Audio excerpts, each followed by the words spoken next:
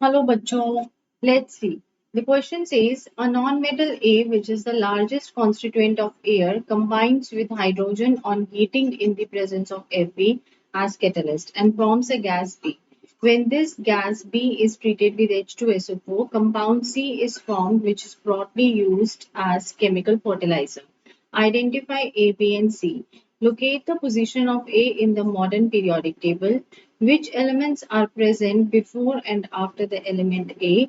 Write the electronic configuration of element A. अब देखो बच्चों, यहाँ पे हमें क्या दिया हुआ है? एक नॉन मेटल है A, ठीक है? A क्या है? ये नॉन मेटल है। जब भी सेट के क्वेश्चंस आते हैं ना, तो उसका एक ही कॉन्सेप्ट होता है कि जो भी आपके पास गिवन है आप उसको लिखते चले जाइए, ऑटोमेटिकली आपको आंसर मिल जाएगा। और ये ए जो है, ये लार्जेस्ट कॉन्स्टिट्यूएंट है एयर का, जो हाइड्रोजन विद हाइड्रोजन, और ये on heating in the presence of Fe, Fe को एज अ कैटलिस्ट लेते हैं, तो ये हमें दे देता है गैस बी। यहाँ पे हम Fe एज अ ये ले रहे हैं। तो देखो, आपको क्या पता है कि जो लार्जेस्ट कॉन्स्टिट्यूएंट है एयर का नॉन मेटल, वो कौन है? Largest non metal constituent of air is nitrogen. और ये एज अ गैस कैसे प्रेजेंट होगा? एंड इट इज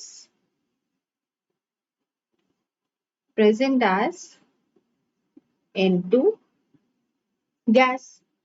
अब जब ये रिएक्ट करता है हाइड्रोजन के साथ, मतलब कि ये N2 ने क्या किया? हाइड्रोजन के साथ रिएक्ट किया in the presence of a catalyst Fe, तो इसने हमें क्या दे दिया? NH3 दे दिया। ठीक है, इसको बैलेंस कर लेते हैं जरा इक्वेशन को। तो ये आपकी आ गई, ये बैलेंस्ड इक्वेशन आ गई। अब ये अमोनिया जो है, ये जब रिएक्ट करता है कंसंट्रेटेड H2SO4 के साथ, तो ये एक कंपाउंड C फॉर्म करता है, और जो कंपाउंड C है उसको हम लोग यूज करते हैं एज अ फर्टिलाइजर। तो कंपाउंड C जो है वो है आपका NH4 2SO4। तो इसका नाम क्या है कंपाउंड C का? Ammonium sulphate. ओके, अब इसका मतलब मुझे क्या पता लग गया कि A जो है वो हो गया नाइट्रोजन, B जो है वो हो गया अमोनिया, और C जो है वो हो गया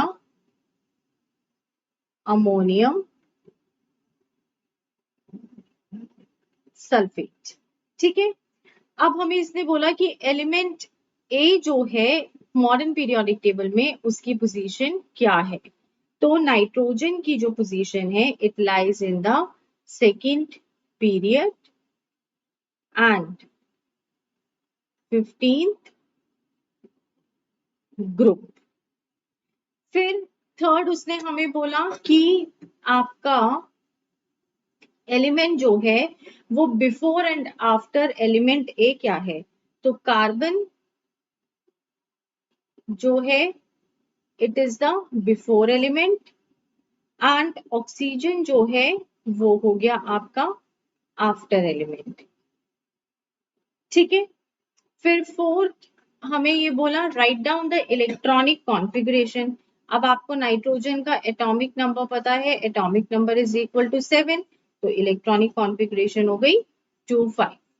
So this is the most suitable answer for the given question. Thank you. All the best.